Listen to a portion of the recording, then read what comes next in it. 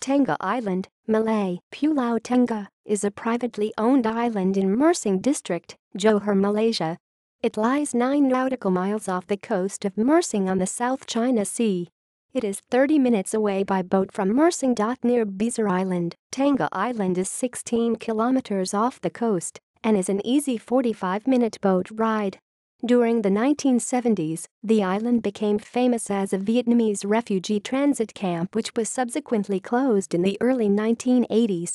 The island was the first location for the making of the TV show Expedition Robinson in 1997. In 1985, Tengah Island was one of the few islands gazetted by the Malaysian government as a marine park due to its abundant marine life and rare species of fish and coral. The island is home to an upscale resort called Batu Batu. The resort runs a conservation program called Turtle Watch Camp, where marine biologists have built a hatchery to protect sea turtle eggs until they hatch and are ready to enter the sea. See also: List of islands of Malaysia. References